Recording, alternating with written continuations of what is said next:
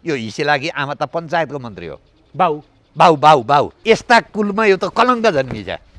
अनुहार पनि कलङ्कै खालको छ।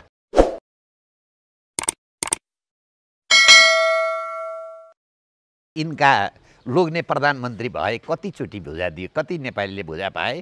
यिनको लोग्ने त पास्टर हो क्या, पादरी बाबुराम।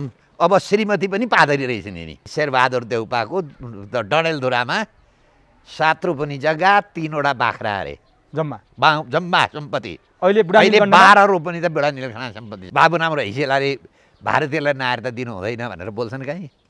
यो प्रचण्डले बोल्छ, यो शेरबहादुरले बोल्छ। बाबुरामको खाँचो चाहिँ सिक्किम जस्तो लेन्डुप दोर्जे हो। के छ बाबुरामको? त्यो नक्सा कोर्नेसँग पनि बुद्धि हुन्छ। यो बाबुरामले चाहिँ पढेर पाएको इन्जिनियर पनि होइन। यो एउटा काम चाहिँ राम्रो के गरे पनि यो देशद्रोही संसदलाई चाहिँ विघटन गरे। यसको यो चाहिँ केपी शर्मा ओलीको राम्रो काम। देशद्रोही छ नि सिक्किमे संविधान सभा संसद, यो राष्ट्रघाती संविधान यो संसदलाई यसैले हो सिक्किम बनाउने। केपी शर्मा ओलीले पनि 30-35 करोड खाएका छन्। यिनका 2टा घर यहीँ छन् काठमाडौँमा। भारतलाई पनि बेकुफ बनाउने, नेपाली पनि बेकुफ बनाउने। यो डिजाइनमा केपी शर्मा ओली र कमल थापा लागेका छन्। रातो घरको अगाडिपट्टिको पर्खालमा एमाले त्यतिखेर ढाड भाँचेर पठाइदिए होइन। अनि भारतको बुई चढेपछि नेता हुन आए। नेपालका कुन नेताको स्विस ब्याङ्कमा खाता? माओवादीका जति अधिकांश छ, रामबहादुर थापा बादल, बाबुराम भट्टराई। संसारमा जहाँ बढी कोरोना लागेर मरे ती क्रिस्चियन देशहरू छन्। त्यो झलनाथलाई देखिहाल्नु हो नि। जसका छोरा 2टा ठेकदार छन्, जसका 2टा छोरा उद्योगपति छन्, जसको स्वयम्भूमा 4-5 तले घर छ, अहिले 46 सालदेखि अनवरत रूपमा चाहिँ तपाईँको सरकारी सुविधामा छन्। त्यसले औषधि उपचार जाँदा तपाईँ र हामीहरूले कर तिरेको पैसाबाट तिर्नुपर्ने। भगिनजी, तपाईँलाई एभरेस्ट नेपालमा हार्दिक स्वागत छ। नमस्कार। अब धेरै थरीका कुरा सुनिन्छ। तपाईँहरू देश बचाउन, राष्ट्र बचाउन, राष्ट्रियता बचाउन भनेर आन्दोलित हुनुहुन्छ। पार्टी नै दर्ता गर्नुभएको छ नेपालका लागि नेपाली। र अहिले सत्तामा भएका र यो 62-63 को परिवर्तन हामीले गरेका हो भन्ने काङ्ग्रेस, माओवादी, एमालेको केही झुन्ड चाहिँ संविधान बचाउनुपर्छ भनेर अगाडि बढिरहेको छ। यति बेला मुख्य दायित्व संविधान बचाउने हो कि देश बचाउने हो? तपाईँहरूले देश नै सङ्कटमा छ भन्नुहुन्छ, उनीहरू संविधान र व्यवस्था सङ्कटमा छ भन्छन्। अब खासमा सङ्कटमा के छ र बचाउनु पर्ने के हो? अब यो चाहिँ के छ भने यो संविधान रौन्जेली देश रहँदैन। अब नेपाली जनताले संविधान रोज्ने कि देश रोज्ने। अब यो हामी चाहिँ संविधान भनेको साधन हो, साध्य होइन। यो देशका लागि यो संविधान गलत भयो भने 5वटा संविधान हामीले फेरिसक्यौँ। यो संविधान पनि फेर्नुपर्छ। यसले दिने एउटा पनि सकारात्मक सन्देश दिएन। हुने बिरुवाको चिल्लापात, यसको सङ्घीयता पनि काम लागेन। सिङ्गापुर पनि भएन, जम्मैले रोजगारी पनि पाएनन्, भ्रष्टाचार पनि नियन्त्रण भएन। खालि के भयो भने यसले बेरोजगारलाई रोजगार र विदेशीलाई नागरिकता बाँडेर तपाईँको यो देशलाई फिजी वा सिक्किमीकरणको लागि पूर्वाधार बनाउने काम भयो। अब यिनीहरू चाहिँ जुन 12 बुँदेवाला आएका मान्छे चाहिँ उनीहरू देशभन्दा ठुलो संविधानलाई सम्झिन्छन्। उनीहरूको भित्री उद्देश्य के छ भने यही संविधानबाट यो नेपाल सिद्ध्याउनुपर्छ। उनीहरूको भित्री लक्ष्य सिक्किमै हो। त्यसैका लागि यी चाहिँ तपाईँको माधव अरे यो चाहिँ बाबुराम प्रचण्डलाई भारतले ज्वाइँ जसरी पालेको। यी 17,000 मान्छे यिनीहरूले सकार मात्रै गरेका हुन्, मान्छे अरू नै छन् मार्ने। यिनीहरू चाहिँ लेन्डु दोर्जेको जस्तो सायद यहाँ पनि सिक्किममा संविधान सभाले देश विलय गरौँ, यहाँ पनि त्यही मोडलको थियो होला। तर 2 चोटि संविधान सभा हुँदा पनि देश विलय गर्न सकेन। त्यसपछि यो संविधानमा देश विलय गर्ने प्रावधान राखे। कसरी देश विलय गर्ने प्रावधान राखे भन्दाखेरि 72 साल असोज 2 गतेसम्म नेपालमा जन्मिएको मान्छेले नागरिकता लिने। अनि बाउ र वा आमा एकजना मात्रै भए भयो। आमा नागरिक पनि भयो, बाउ नागरिक भए पनि भयो। अब 72 साल असोज 2 गतेसम्म नेपालमा जन्मेको को जन्मिए त भन्दा तिब्बतीयन शरणार्थी पनि जन्मिए यहाँ। यी 1920 सालमा आएका तिब्बतीयन शरणार्थी 4 पुस्ता गइसक्यो। एक एभरेजमा 20-25 वर्षको एक पुस्ता हुँदो रहेछ। एउटा मान्छेले 20-25 वर्ष पछाडि अर्को छोराछोरी जन्माउँछ, त्यसले फेरि 20-25 वर्ष पछाडि फेरि छोराछोरी जन्माउँछ। 4-5 पुस्ता गइसक्यो। ती जम्मै मान्छे जुन तिब्बतीयन शरणार्थी जन्मेका थिए 72 साल असोज 2 गतेसम्म, यो संविधानले नागरिकता दियो। अर्को तपाईँको भुटानी शरणार्थी पनि नागरिक भए, बङ्गलादेशी शरणार्थी पनि नागरिक, ती पनि यहाँ बस्छन्। नेपालमा मकै पोलेर खुवाउने कल्चर र सेकुवाको कल्चर बङ्गलादेशी शरणार्थीले ल्याए। त्योभन्दा अगाडि थिएन। त्योभन्दा अगाडि यहाँ बजारमा सडकमा मकै बेच्ने कल्चर पनि थिएन। पहिले त यो सेकुवाका पसलमा बङ्गाली दाको सेकुवा पसल भन्थे। त्यो तिनीहरूले ल्याएको कल्चर हो। त्यसै गरी 1950 को सन्धिको सुविधा लिएर बसेका भारतीय, 1950 भनेको 7 साल, 7 सालमा 1950 को सन्धिको सुविधा लिएर कोही मान्छे यहाँ बसेका छ भने त्यसले 20 वर्षको भएर आयो नि मानौँ।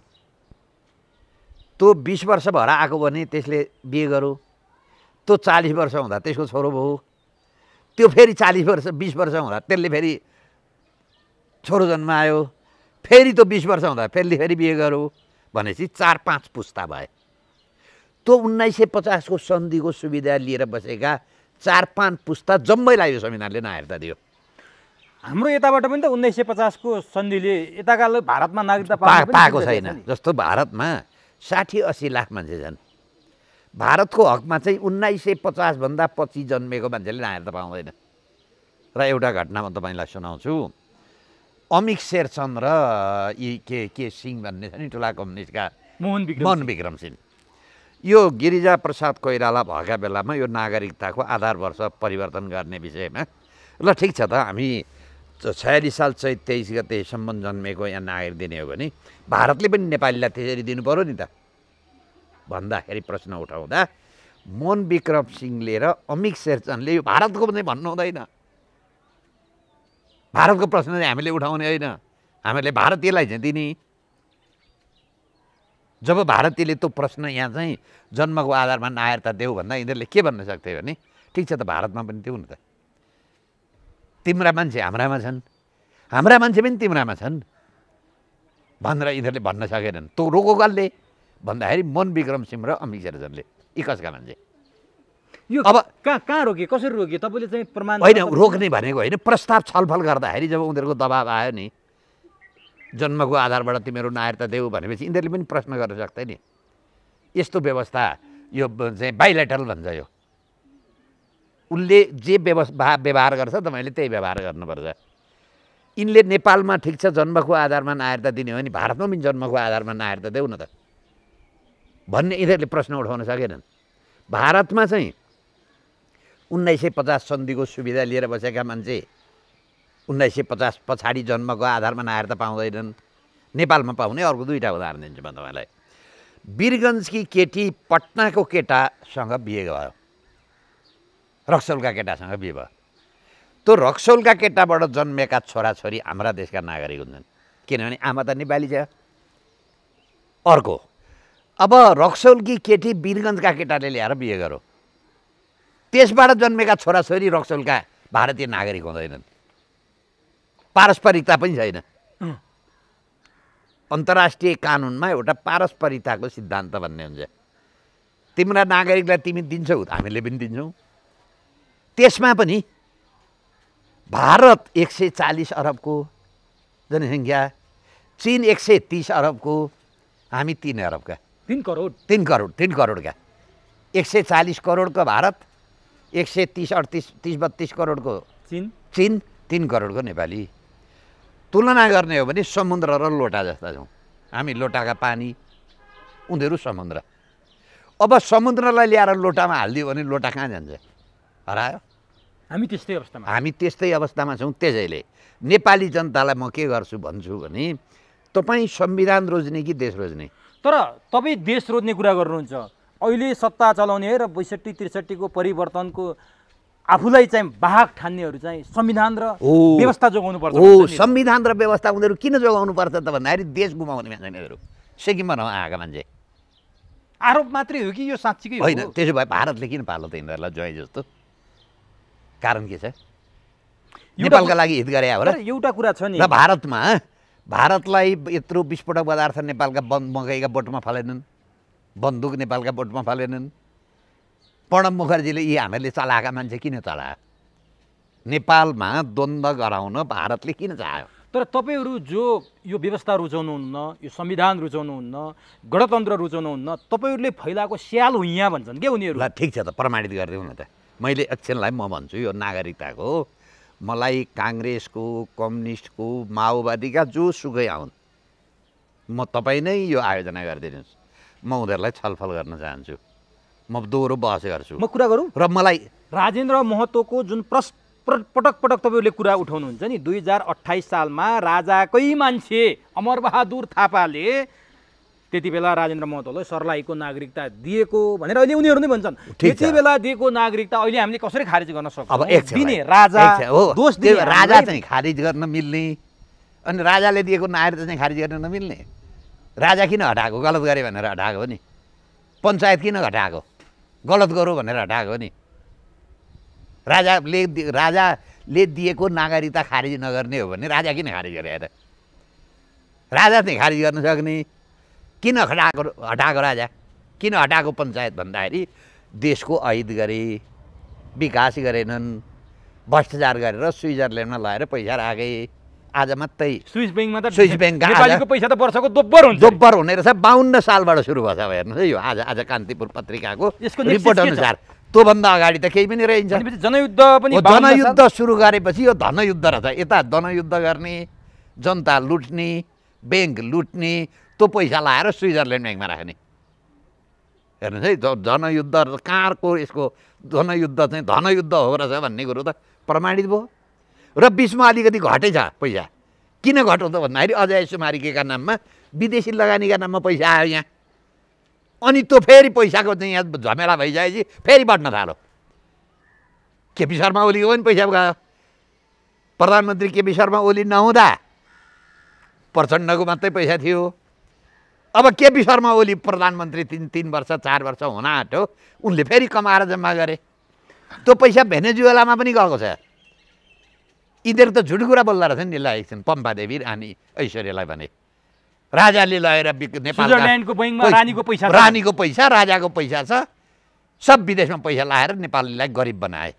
एक पैसा र निकाले म तपाईँको यो चाहिँ नेपाल ट्रस्टको कार्यालयमा सचिव लेगलको त्यहाँ मान्छे छ कर्मचारी म गएँ कति भेट्यौ त तपाईँले नेपालका राजा राजपरिवारका नाममा विदेशी ब्याङ्कमा पैसा भन्दा त्यो कर्मचारीले के भन्नु भने सचिव लेगल कर्मचारी है एक पैसा भेट्यौ न यिनीहरू भन्दा त राजा धेरै देशभक्त रहेछन् त्यसो भए एउटा गम्भीर प्रश्न छ है हुन त यो सामान्य प्रश्न हो तर यसलाई तपाईँले कतिको अध्ययन गर्नुभएको छ अनुसन्धान गर्नुभएको छ एकजना शैलेश शर्मा भन्ने मान्छेले मतलब विदेशबाट बालकृष्ण न्युपानेलाई फेरि अर्को प्रश्न सोधिदिनुहोस् भनेर भन्नुभएको छ यही प्रसङ्गमा म आएँ अमेरिकाको राष्ट्रपतिको वार्षिक तलब $4 लाख हुँदो रहेछ एक वर्षको तपाईँलाई थाहा छ नेपालमा राज संस्था जानु अघि राजाको वार्षिक तलब कति हुन्थ्यो वार्षिक तलब त्यही 3-4 लाख 5 लाख भन्दा बढी थिएन मासिक कति हुन्थ्यो त्यही मासिक भन्नु न वार्षिक 1 लाख भन्दा बढी जस्तो मलाई लाग्दैन वार्षिक 1 लाख मासिक 1 लाख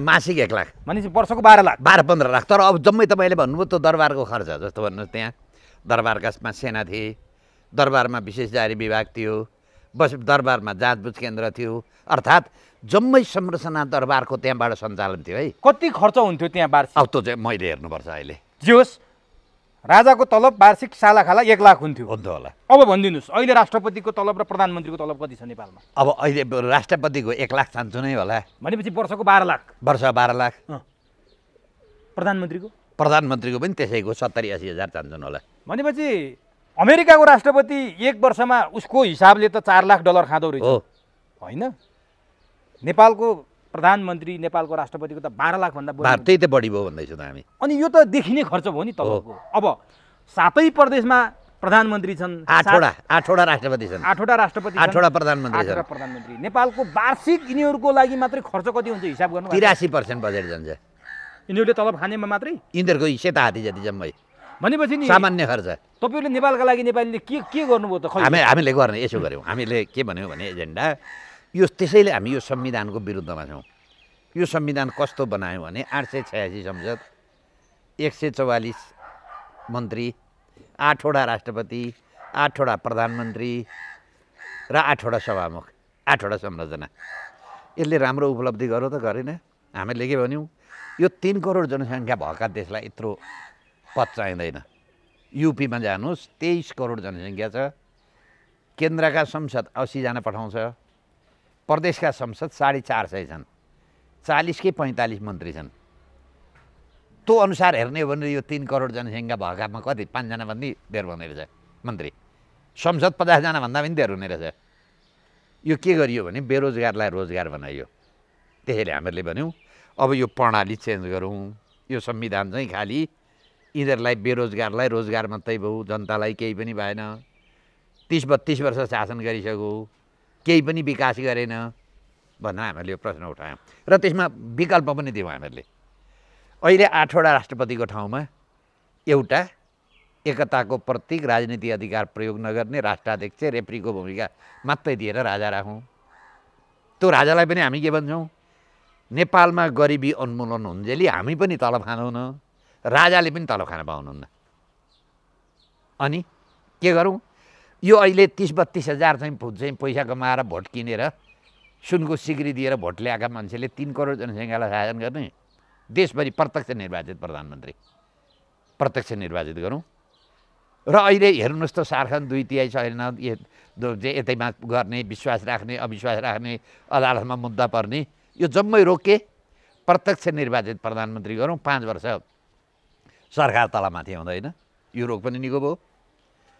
अनि 100 देखि 120 पञ्चायतकालमा थियो, ठुला जिल्लामा 2 जना, साना जिल्लामा 1 जना संसद, जसले गर्दाखेरि 886 मा 120 गर्दाखेरि 750 चान्चुनको हामी तलब बचाउन सक्यौँ।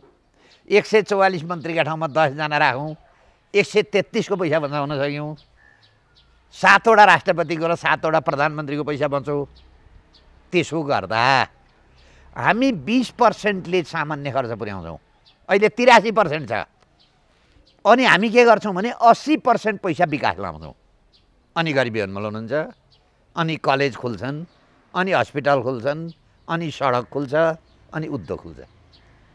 अहिले के भयो, यी काम नपाएका, यी कतार जान नसक्ने यी नेतालाई हिजो एउटाको कता कर्णाली प्रदेशको एउटा संसदको भाषण सुन्दै थिएँ, उनले के भने अरे भने अब त्यहाँ कर्णालीमा 52% गरिबी रहेछ, अब 62 पुर्याउने अरे। गरिबी बढाउने, गरिबी बढाउने कम्युनिस्टका नेता भाषण। त्यो लेभलका मान्छेलाई तपाईँले हामीहरूले तिरेको करबाट हामीले तलब खाएका छौँ। अस्ति केही समय अगाडि मन्त्री त भेटिहाल्नुभयो, अब रुख बिरुवाले अक्सिजन फ्याँक्छ, कार्बन डाइअक्साइड दिन्छ भन्न थाले। हामीले चाहिँ अक्सिजन दिन्छौँ, रुख बिरुवाले कार्बन डाइअक्साइड दिन्छ। अब यस्ता मन्त्री छन् हाम्रा तलभत्ता। तिनको ठाउँमा चाहिँ रातो पासपोर्ट काण्डमा मुछिएका मान्छे फेरि मन्त्री भए ती यो व्यवस्था काम लागेन भने नि त कस्ता प्रधानमा कस्ता चाहन्छ यो व्यवस्थाले। 17,000 मार्ने मान्छे सबभन्दा ठुलो नेता, जुन ठाउँमा बस पड्काउँछ त्यही जनताले भोट हाल्छ। गर्वका साथ भन्छन् म 14 वर्ष जेल बसेँ, त्यसले के गर्छ नेपालले? तपाईँ भनिदिनुहोस् त, विश्वको कुनै देश छ जहाँ जेल बसेको आधारमा र बन्दुक नेपाल बाहेक कहीँ पनि छैन। नेल्सन मण्डेला त देखाएको थियो नि। होइन, नेल्सन मण्डेला पनि उसले मान्छे मारेको होइन, तर 27 वर्ष जेल 27 वर्ष उसले चाहिँ तपाईँको चाहिँ यो चाहिँ काला र गोराको चाहिँ विरुद्धमा आन्दोलनका कारणले विरोधमा बसेको।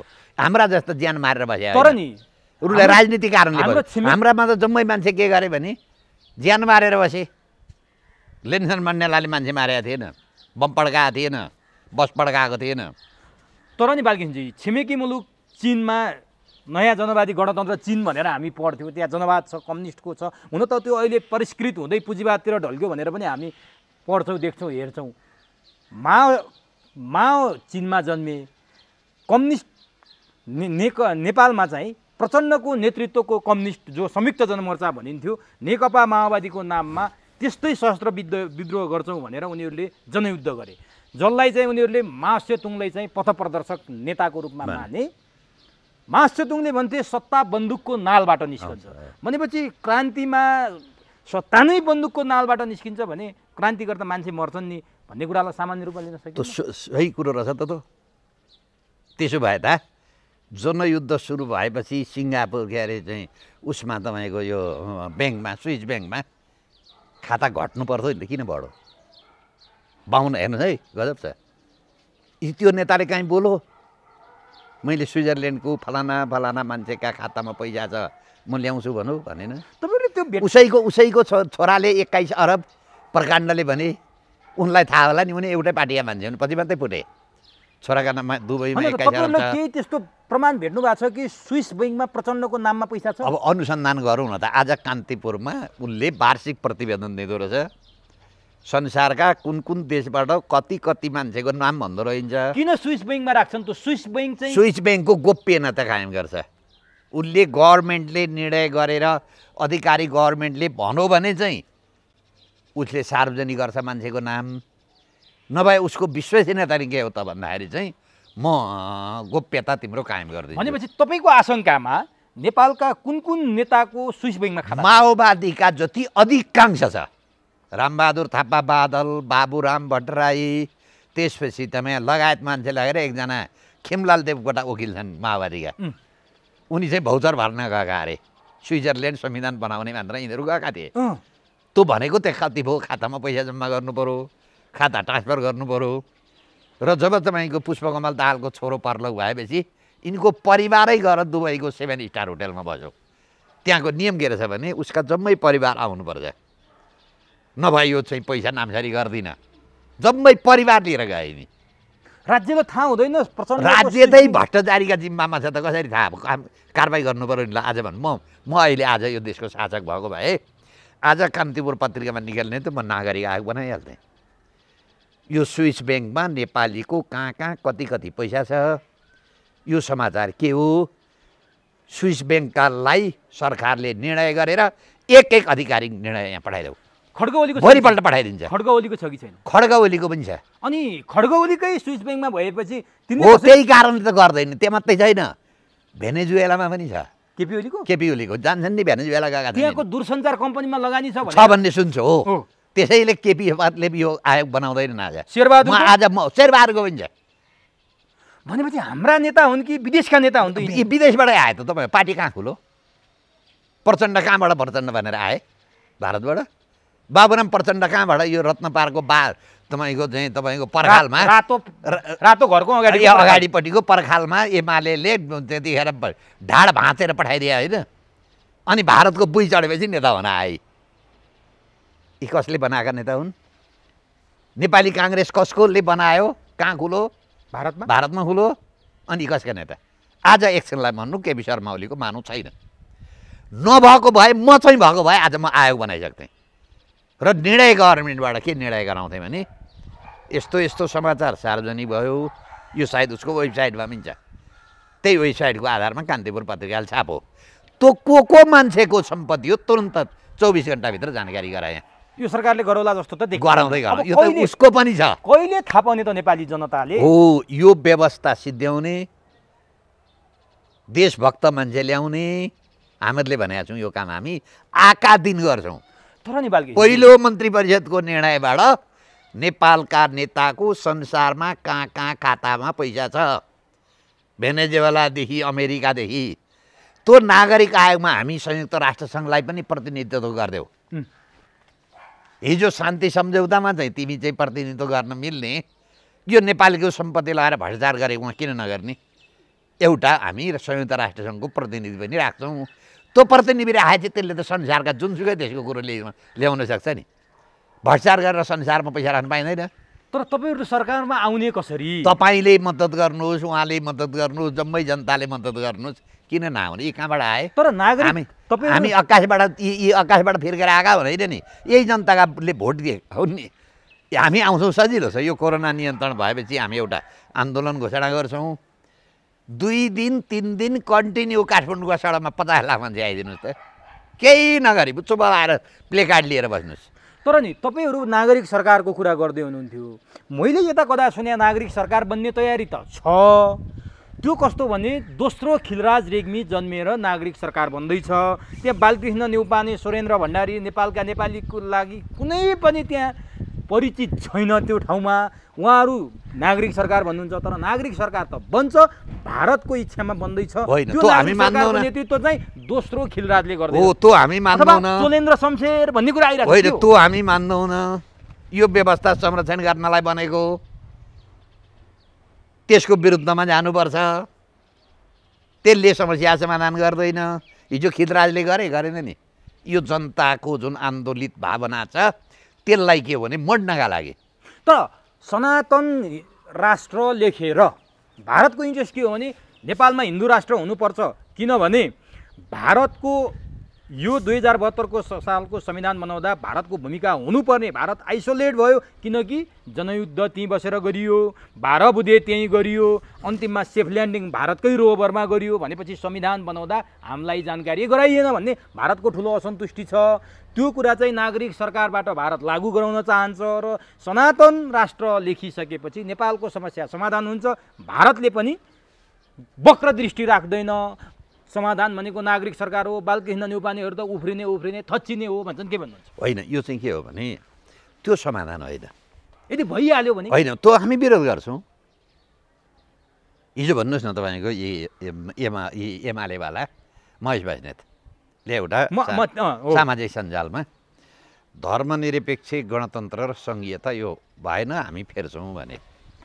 त्यस्तै खालको हिजो कान्तिपुर पत्रिकामा एउटा उज्जवल परसाईको जो केपी शर्मा ओलीका निकट मान्छे अरे, त्यस्तै निरुपाल भन्ने छिन् केपी शर्मा ओलीकै निकट सुदूरपश्चिमकी, उनी पनि पटक पटक सङ्घीयता र धर्मनिरपेक्षता अब यो खेल के रहेछ भने यो चाहिँ भारतलाई पनि बेकुफ बनाउने, नेपाली पनि बेकुफ बनाउने। यो डिजाइनमा केपी शर्मा ओली र कमल थापा लागेका छन्। यो व्यवस्थालाई होइन फ्याँक्न होइन, यसको म षड्यन्त्र बुझ्छु भन्छु म। भन्नुहोस् त। फ्याँक्ने होइन। अब भारतले पनि दबाब दियो, नेपाली जनता पनि हिन्दू राष्ट्र गणतन्त्र र सङ्घीयता, हिन्दू राष्ट्र कायम हुनुपर्छ, गणतन्त्र र सङ्घीयता खारिज हुनुपर्छ भन्ने भावना आयो। अब कम्युनिस्ट भनेर भोट पाइँदैन, अब यिनीहरूलाई बेकुफ बनाउनु पर्यो भनेर कमल थापा र केपी शर्मा ओली सिट एडिजर्समा चुनाव लड्ने, एलायन्स गरेर। अनि त्यहाँ एजेन्डा के बनाउने भने गणतन्त्र पनि गलत भयो, धर्मनिरपेक्ष पनि गलत भयो, सङ्घीयता पनि गलत भयो, हामी आयौँ भने खारिज गर्छौँ, भोट हाल्छौँ, हिन्दू राष्ट्र बनाउँछौँ, राजा पनि ल्याउँछौँ भनेर भोट हाल्ने। अनि त्यहाँबाट भोटमा त 2 तिहाई आउँदैन।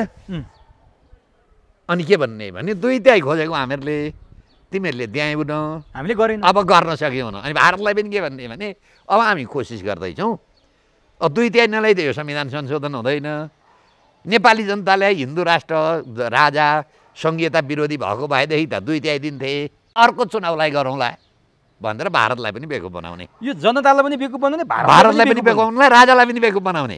यसको भण्डाफोर तपाईँहरू यो हामी गर्छौँ। कसरी गर्नुहुन्छ? किन गर्छौँ भने यी आएराम गएराम, हिजो यिनीहरू नै होइन गणतन्त्र ल्याउने, यिनीहरू नै होइन सङ्घीयता ल्याउने, यिनीहरू नै होइन धर्मनिरपेक्ष ल्याउने, अब यिनीहरू नै डाक्टर पनि हुने, इन्जिनियर पनि हुने, धामी पनि हुने, झाँक्री पनि हुने। त्यसैले यी भनेका चाहिँ यो कमल थापाको डिजाइनमा हिन्दू राष्ट्र राजा र सङ्घीयतालाई सिमेन्टेड गर्ने काम यिनीहरू गर्दैछन्। जनतालाई झुक्याउने, राजा भोट पनि लिने, राजाको नोट पनि लिने। अनि के भन्ने भने जनताले 2 तिहाई दिएनन्, अहिले त ल्याउन सक्यौन, यही संविधान संसारको उत्कृष्ट संविधान हो भनेर फेरि बेकुफ बनाउने। त्योभन्दा अगाडि बेकुफ साबित गर्नुभन्दा अगाडि तपाईँहरूको के छ त प्रेस्क्रिप्सन? हामीहरूले यही भन्दैछौँ, हामी चाहिँ यी नक्कली हुन् है, हामी चाहिँ गर्छौँ यो काम।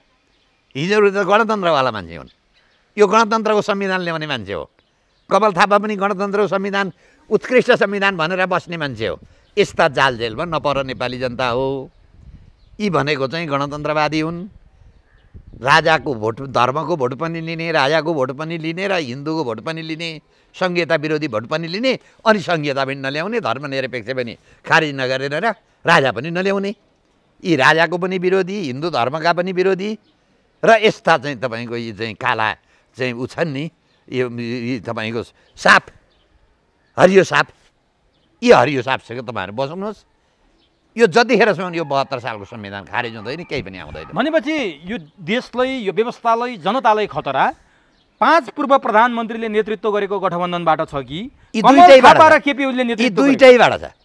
अब यो दुईटैबाट बच्ने उपाय के छ? जनता सडकमा निस्किने, त्यसको नेतृत्व तपाईँ हामी गर्छौँ भनेकै छौँ त हामीहरूले। जनताले कसले पत्याउला नि त? अब त्यो त जनताले पत्याउन, जनताले सिक्किमै हुनु परेको छ, फिजी नै हुनु परेको छ, यिनै चाटुकारका पछाडि राख्नु परेको छ।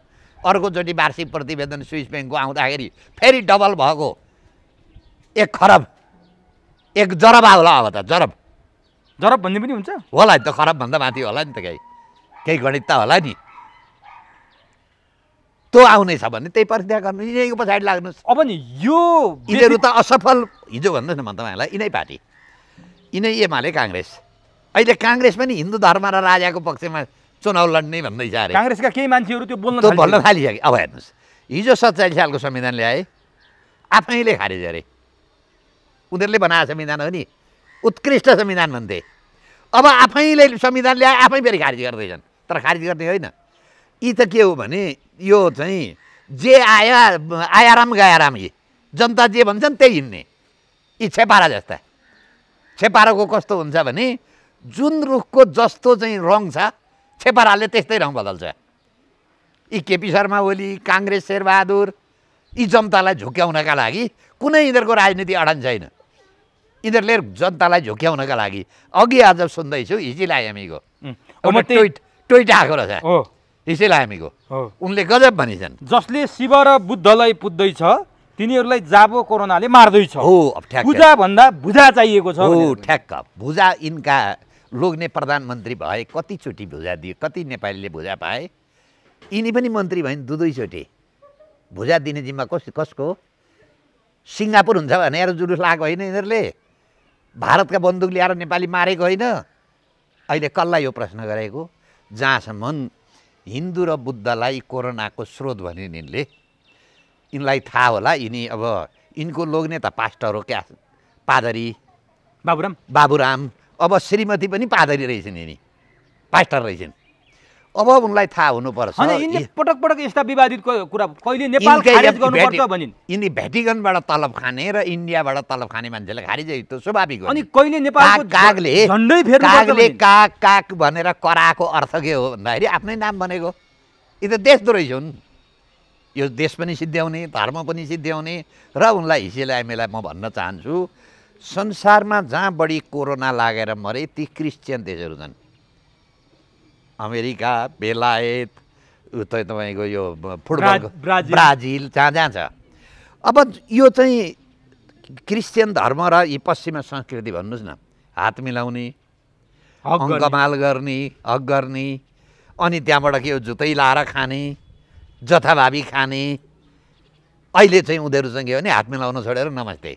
हाम्रो हिन्दू संस्कृति अक्षरशः पालना गरिदिएको भए यिनीहरूले बिगारे। फेरि हामी के हो भने नयाँ कपडा लाएर खाने, त्यो अगाडि चाहिँ एकदम पानी छर्केर खाने, लक्ष्मण रेखा बनाउने भनेको त्यहाँ कीटाणु आयो भने त्यही पानीमा अल्मलियोस् भन्ने। र अहिले जनै लाउने, त्यसपछि के हो भने टाढा बस्ने। उही भन्नुहोस् न, अहिले क्वारेन्टाइन छ नि, मान्छे मरेपछि 13 दिन क्वारेन्टाइन बस्ने, त्यो मर्या मान्छेको रोग नसरोस् भनेर। त्यो वैज्ञानिक तथ्य छ। वैज्ञानिक सेतो कपडा लाएर छुट्टै भात खाने कपडा छुट्टै, त्यो बाहिर फेर घुमेर आएका कपडामा ब्याक्टेरिया हुन्छ, त्यो ब्याक्टेरिया कपडा नलाउने। त्यो अक्षरशः जुन तपाईँको वेदले कल्पना गरेको जुन छ नि, त्यो त विज्ञान हो। त्यो वेदले कल्पना गरेको कुरो गरेको भए हिन्दू धर्ममा कोरोनाको ठाउँ थिएन। तर हिन्दू धर्मलाई यिनीहरूले बिगारे। तर हिसिलाको प्रहार त हिन्दू र बौद्धमा होइन, यी त एजेन्ट हुन् नि त, उनको कामै त्यही हो नि। कसैले रागु काटो भनेर तपाईँ आश्चर्य मान्ने? उसको त कामै काट्ने काम हो। तर बाबुराम र हिसिला पटक पटक नेपालमा किन विवादमा आउँछन्? यो किन विवाद? यिनीहरू एजेन्ट हुन् त, विवाद आउनु परेन। उहाँ समायो होला नि भ्याटिकनले। खै यो कोरोना बेला तैँले नबोलेको, हिन्दू र बुद्ध धर्म सिद्ध्याउनु परेन, हाम्रो क्रिस्चियनबाट आउनु पऱ्यो, बोल ट्विट भन्नु होला। बाबुरामलाई पनि त्यही भन्नु होला, इन्डियाले भन्नु होला। नेपाली जनताको माया लाग्दैन, नेपाल राष्ट्रको माया लाग्दैन, डर लाग्दैन। 17,000 किन मान्छे मारे त यिनीहरू? माया लाग्दैन रहेछ? कतिलाई बचाए त? बचाए किन मारे त 17,000? ल सिङ्गापुर भनिदिएको भए, जम्मैले रोजगार पाएको भए पाए, धनी त बाबुराम मात्रै भयो, धनी त हिसिला मात्रै भयो। यिनीहरू दुईटाको सम्पत्ति छानबिन गरौँ त। यो हिसिलाकी आमा त पञ्चायतको मन्त्री हो। बाउ बाउ बाउ बाउ यस्ता कुलमा यो त कलङ्क जन्मिन्छ। अनुहार पनि कलङ्कै खालको छ। यो देशलाई यो अवस्थामा पुर्याउनु त यिनै मान्छे हुन्। यही बाबुराम हो नि 17,000 मान्छे मार्ने। र एउटा भाषण तपाईँको ट्विटमा देखिन्छ, उक्साउनुपर्छ मान्छे 17-18 वर्षकालाई मार्नका लागि। नभए मार्न जाँदैन। उक्साउनु पाइन्छ मान्छेलाई, सुर्याउनु पाइन्छ। तर धेरै मान्छेले भन्छन् विद्वान बाबुराम, यो देशको लागि बाबुरामको खाँचो थियो, कसैले बाबुराम चिन्न सकेन। होइन, बाबुरामको खाँचो चाहिँ सिक्किम जस्तो ल्यान्ड अफ दोर्जे हो। ती कस्ता मान्छेको कुरो हो भने जसले यो देशलाई सिक्किम बनाउन खोज्छ, त्यस्ता मान्छेको कुरो हो। के छ बाबुरामको? त्यो नक्सा कोर्नेसँग पनि बुद्धि हुन्छ। नक्सा कोर्ने, यो घरको नक्सा कोर्ने, त्यो त बुद्धिले नै कोर्ने होला नि त। होइन, बुद्धि ठुलो बुद्धि लाउनु परेन। चित्रकार न हो त चित्र कोर्ने न हो नक्सा घरको चित्र। इन्जिनियरहरूको अपमान होला के फेरि? होइन, तर यो बाबुरामले चाहिँ पढेर पाएको इन्जिनियर पनि होइन। यसले के राम्रो ठुलो काम गर्नु त गरेन नि। होइन, सरकारमा गयो, यहाँ स्कुलमा पढ्दासँग पनि तेज नै हुनु। तेज यो क्रिस्चियनको चाहिँ स्कुलमा क्रिस्चियनको चाहिँ एजेन्ट रहेछ। क्रिस्चियनको स्कुलमा पढेको न हो यसले। होइन, कि आफूलाई मन नपर्ने भएपछि उसले उत्पादन राम्रो भएको, होइन उत्पादन राम्रो भएको भए हुन्थ्यो नि त। प्रधानमन्त्री भए, यत्रो वर्ष नेता भए, के गरे त देखाइदिनु त मलाई। यिनकी श्रीमती हिजिलाई पनि मन्त्री भइन्, के गरिन्? एक देखाइदिनु। त्यो मान्छेलाई तर्साएर पैसाले लाग्यो। मलाई पनि थाहा छ, तर्साएर मलाई पनि फोन आएको थियो, कर्बुजा नभए तँलाई चाहिँ ठेगान लाउँछु भनेर अरिगाली हिर्काउन आउँथे। कति मान्छेलाई त डराएर ल्याएर बुझाए। तर बाबुराम प्रधानमन्त्री हुँदाखेरि सेना समायोजन जुन चाहिँ एउटा पिलो जस्तो बिग्रेको पिलो जस्तो भएको होइन, बिगारे। सेना कुनै दिने विद्रोह हुन सक्छ सेनामा। माओवादी द्वन्द्व भारतका छन् या क्रिस्चियनका एजेन्ट सेनामा भइसकेका छन्। कुनै दिन विस्फोटक हुन सक्छ सेनामा। तपाईँ त चारैतिर डर लाग्दैछ। एउटा विश्वासिलो संस्था नेपाली सेना थियो, त्यही त। त्यहाँ पनि पोल्युटेड गराए, भाइरस छिराए कतिपय मान्छे। हिजो त्यही कारणले सेनाले वकालत गर्ने मान्छे है, एकछिन सुन्नुहोस्, धर्मनिरपेक्षताको वकालत गर्ने मान्छे माओवादीलाई पश्चिमासँग चिनाइदिएको भनेर विरुद्धमा के रोकायो? अहिले प्रायश्चित गर्दैछ, सेनाले जिम्मा लिनु पर्यो हो, त्यही भन्दैछ। तर सेनामा पनि पोल्युटेड गराइसकेका छ यिनीहरूले। माओवादीका यी भारतका र क्रिस्चियनका अनुशासनका मान्छे एउटा ब्यारेक बनाएर राखेका छ। राजा आउनु पर्यो, हिन्दू राष्ट्र हुनु पर्यो, मैले गलत गरेछु भनेर प्रायश्चित गर्दैछन्। अर्को रामप्रसाद उप्रेती डाक्टर जिन्दगीभरि कम्युनिस्टका पछाडि लागेर, जिन्दगीभरि कम्युनिस्ट भएको मान्छे, जिन्दगीभरि राजा र पञ्चायतको विरोध गरेका मान्छे, अहिले माफ मागेर रुन्छ त मान्छे। मैसँग रोए। अब हेर्नुहोस् त कति रहेछ पीडा।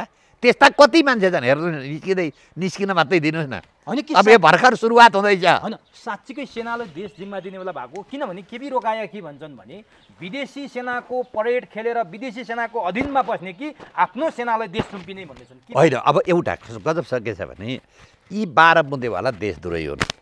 यिनीहरूको उद्देश्य के हो भने सेना सिद्ध्याउने। सेनालाई जति यिनीहरूले यति आक्रमण गरे सेनालाई, म यो सेनालाई जोगाउने मान्छे। यति आक्रमण गरेर सेनाको विरुद्धमा मुद्दा मामिला हाले यिनीहरूले। हरेक मुद्दा मामिले मैले गरेँ। 8 जर्नललाई फ्याँकेर माओवादीका कमान्डर हाल्दै थिए यिनीहरू। त्यो 8 जर्नलको मुद्दा गर्ने मान्छे मै हुँ। रुकुमागन्त कटवालको मुद्दा गर्ने मान्छे मै हुँ। यति बढी चाहिँ आक्रमण भयो सेनालाई। त्यो कसको इसारामा भन्दाखेरि यो देश राजा सिद्ध्याइयो, धर्म सिद्ध्याइयो, अब देश राख्ने शक्ति चाहिँ सेना हो। यो सेनालाई छेदविच्छेद गर्नुपर्छ। तर अहिलेसम्म छेदविच्छेद हुन सकेन। त्यहाँ अलिकति भाइरस चाहिँ छिरेका छन्। त्यो भाइरसलाई सेनाले सेनिटाइज गरेको होला।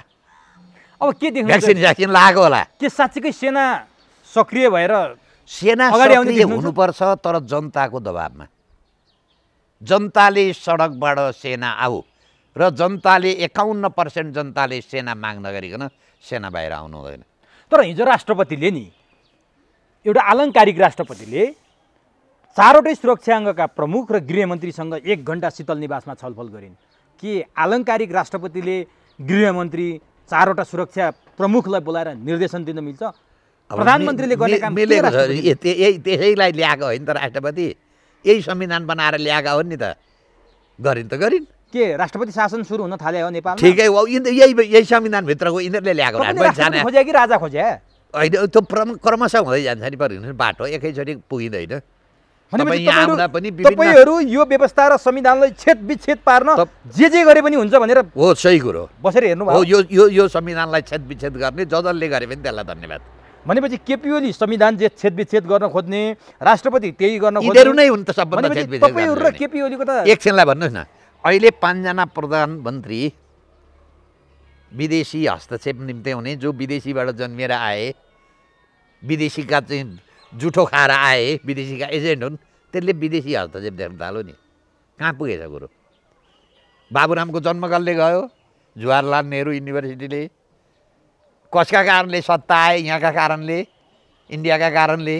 प्रचण्डको जन्म कहाँ? भारतमा राजनीति जन्म। कसका कारणले यहाँ आए? प्रणब मुखर्जीको किताबदेखि जम्मै यी त हाम्रा टट्टु हुन् भनौँ। त्यही अहिले विदेशी हस्तक्षेप देख्न थाल्यो। त्यो विदेशी हस्तक्षेप होइन, यो परिवर्तन भयो भने हामी जेल जान्छौँ। यो भनेको, यो व्यवस्था भनेको हाम्रो यो वीरता हो, हामी भोग गर्ने। यो त अहिले झलनाथलाई देखिहाल्नु हो नि। जसका छोरा 2टा ठेकदार छन्, जसका 2टा छोरा उद्योगपति छन्, जसको स्वयम्भूमा 4-5 तले घर छ, अहिले 46 सालदेखि अनवरत रूपमा चाहिँ तपाईँको सरकारी सुविधामा छन्, त्यसले औषधि उपचार जाँदा तपाईँ हामीहरूले कर तिरेको पैसाबाट तिर्नुपर्ने? सरकारी पैसामा गर्दैछ, सरकारी पैसामा गर्दैछन्, निर्णय गरेका छ। यहाँ मात्रै होइन, यिनी अमेरिका जाँदा पनि अरबौँ सम्पत्ति यिनले गुमाएका छन्। त्यसैले नेपालका लागि नेपालीले हामीहरूले के भन्यौँ? अहिलेसम्म राजनीतिज्ञलाई औषधि उपचारमा दिएको पैसा हामी आउने बित्तिकै ब्याजसहित, ब्याज केपी शर्मा ओलीले पनि 30-35 करोड खाएका छन्। यिनका 2टा घर यहीँ छन् काठमाडौँमा। हो, सम्पत्ति नहुने, छोराछोरीले कमाउन नसक्ने। तर नेपाली राजनीतिमा योगदान छ नि त उनीहरूको।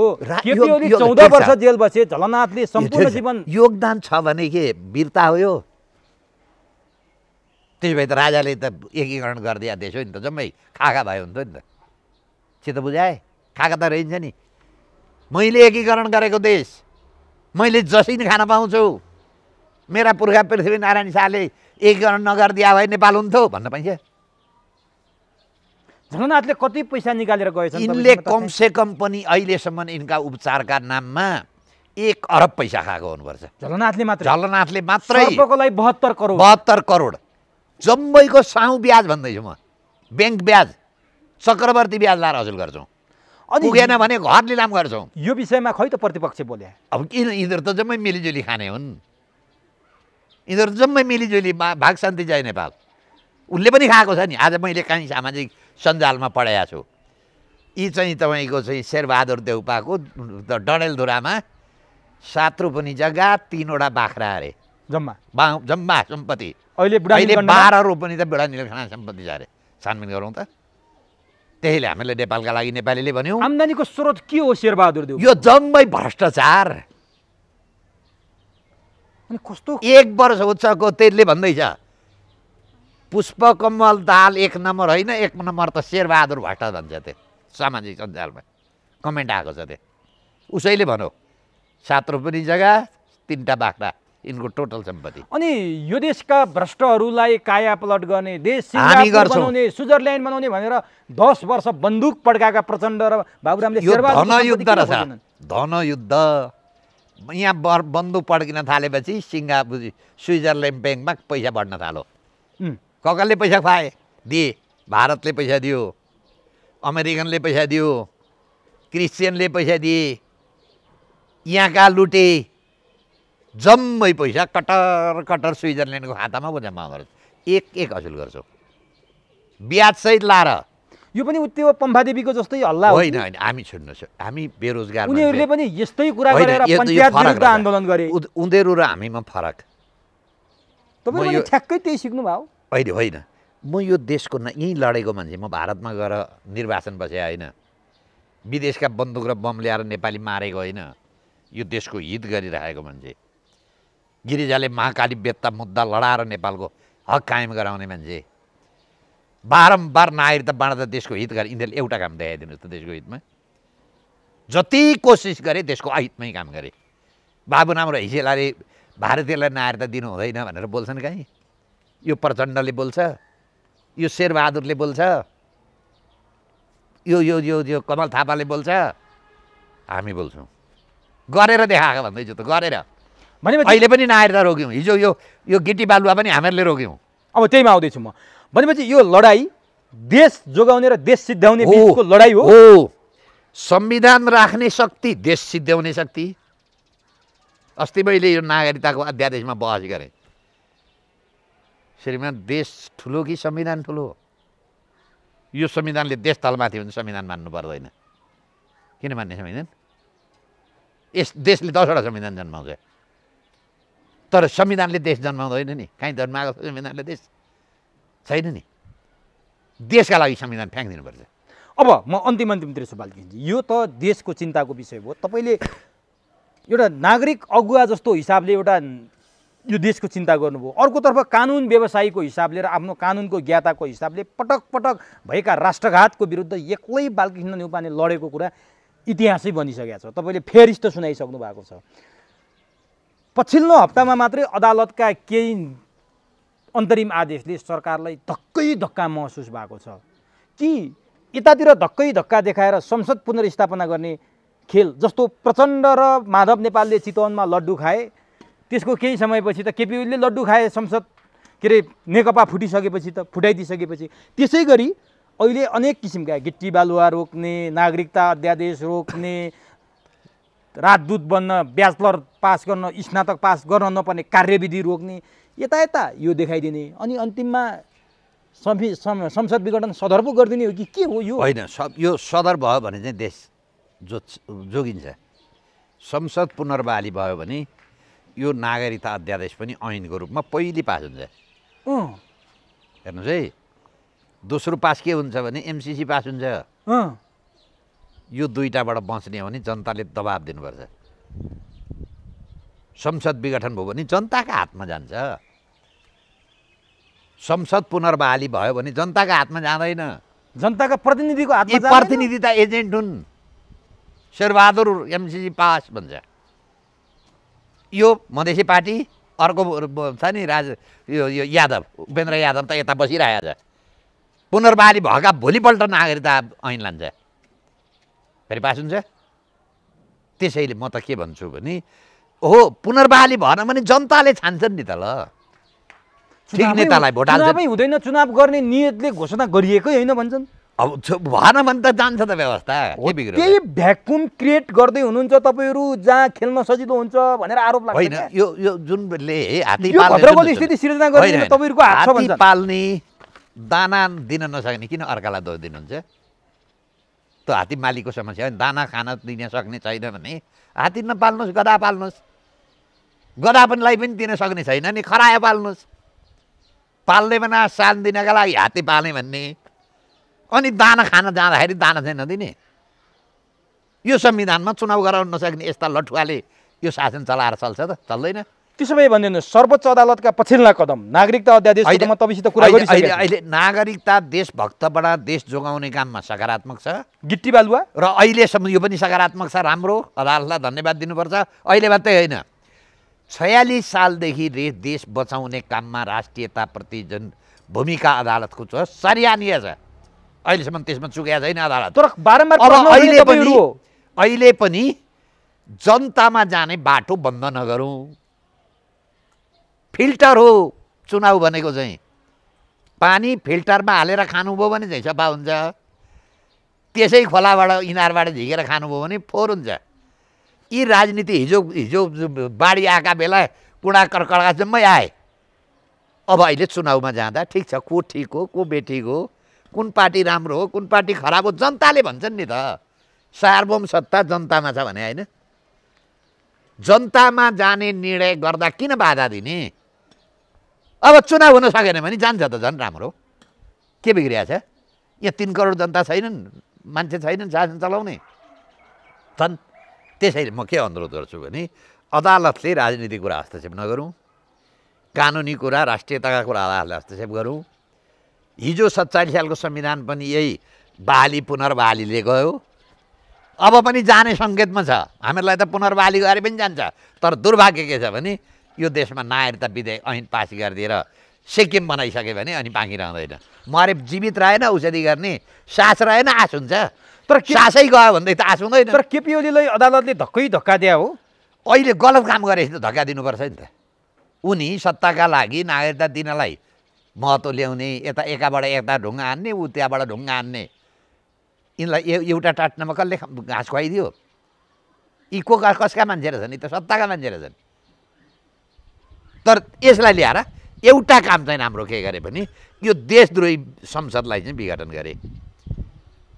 यसको यो चाहिँ केपी शर्मा ओलीको राम्रो काम। किनभने संविधान च्यात्न होइन भए भन्नु न। यो जुन देशद्रोही छ नि सिक्किमे संविधान सभा संसद, यो राष्ट्रघाती संविधान यो संसदलाई यसैले हो सिक्किम बनाउने। नरहे बाँस नबजे बाँसुरी नि, कमसेकम यो सिद्ध्याइदिए। त्यति एउटा काम चाहिँ केपी शर्मा ओलीको सकारात्मक काम छ। नभए अहिले सिक्किम भइसक्थ्यो होला। पहिले पनि विघटन गरिदिए, विघटन भएपछि काम हुन सकेन, अहिले पनि फेरि विघटन गरे। अब लेन्डुबेहरू चाहिँ यही पुनर्स्थापित संसदलाई बाल गराएर सिक्किम बनाउने खेलमा, खेल तमाम गोल हाल्ने खेलमा छन्। त्यसैले अब म नेपाली जनतालाई के भन्छु भने आउनुहोस् सडकमा। अब भुलभुलैया नलाग्नुहोस्, नकाब उतार्नुहोस्। कसले गर्दा चाहिँ देश जोगाउँछ? आउनुहोस् साथमा बसौँ, काम गरौँ। जहाँ जहाँ तपाईँ हुनुहुन्छ आउनुहोस्, सङ्गठन गर्नुहोस्। हामी पैसा दिन सक्दैनौँ।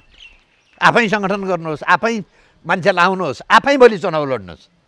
पहिले त हामी आन्दोलनमा जान्छौँ। परिस्थिति अनुकूल भएन भने यो संविधान फ्याँक्नका लागि 2/3 दिनुहोस् है जनता। हामी यो संविधान यो व्यवस्था जम्मै फ्याँक्छौँ र हामीहरूले भनेका एजेन्डा ल्याउँछौँ भनेर हामी चुनावमा जान्छौँ। तपाईँ नेपाली जनता यो एजेन्डामा सहमत हुने जहाँ हुनुहुन्छ हामीलाई फोन पनि गर्नु पर्दैन। आफै सङ्गठन गर्नुहोस्, आफै समिति बनाउनुहोस्, आफै नेता हुनुहोस्। हामी पछाडि यो अनुकूल हुने बित्तिकै त्यो डिब्बालाई इन्जन ल्याएर रेड जोड दिइहाल्छ। त्यसैले मेरो अनुरोध गराए नेपाली जनतालाई, यो देश जोगाउने अब हैसियत नेपाली जनतासँग मात्रै छ। त्यसैले अब जनता जाग्नुहोस्, नकाब लाका उतार्नुहोस्। नकाब उतारेपछि मात्रै क्षतिज देखिन्छ। हस्, समय दिनुभयो, अत्यन्त महत्त्वपूर्ण भनेर राखिदिनु भयो। यसको लागि हार्दिक धन्यवाद। ल, तपाईँलाई पनि धन्यवाद।